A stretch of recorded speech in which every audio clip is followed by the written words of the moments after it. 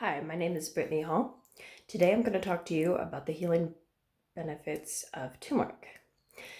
So I've been using turmeric for years. I was using it mostly dried for the longest time because, at least in my part of the world, which happens to be colder rather than crazy, crazy hot, we don't grow turmeric. So you can, at some places where close to where I live, you can find it fresh, but overall, it's just not really quite as common. So the first time I tried a fresh turmeric, I was a lot older, and it color-wise and smell and taste was kind of like a raw carrot, but not quite exactly the same, but in many ways very similar, because you know how raw carrots have this kind of fresh, earthy smell and taste, and the fresh turmeric kind of has a fresh, earthy smell and taste, and then they're both this really bright orange color too. So, yeah, so a lot of times I've mixed ginger with turmeric. It's pretty common and traditional to usually mix them together. And well, why is that? Well, both of these are anti-inflammatory, so they're good for allergies, colds, and flus.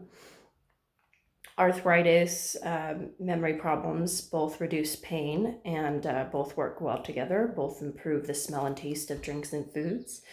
Anyways, but black pepper is important to add if you are using turmeric because you don't get the same healing properties of the turmeric.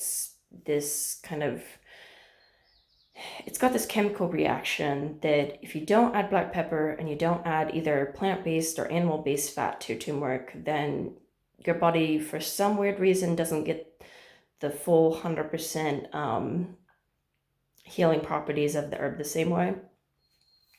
So in soup, I've, mixed coconut milk. A lot of times when I've added the turmeric and ginger and black pepper together and cinnamon and other different things, most commonly.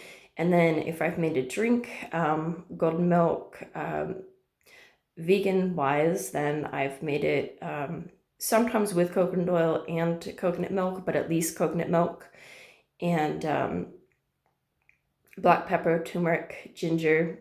You can, as a golden milk, I think is best powder wise.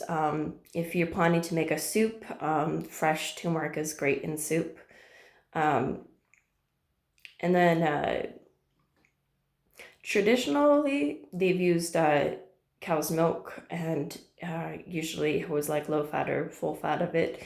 And flavor wise, personally, I feel like because whole milk or low fat milk has a higher fat content than plant-based milks do, there's going to be this thicker, creamier texture, and it's going to be sweeter, and there's going to be higher protein content. So I love both plant-based and animal-based milks, but for different reasons. So plant-based milks are great if you want something that's not going to go bad on you as fast. They're great if you've got serious allergies to dairy products.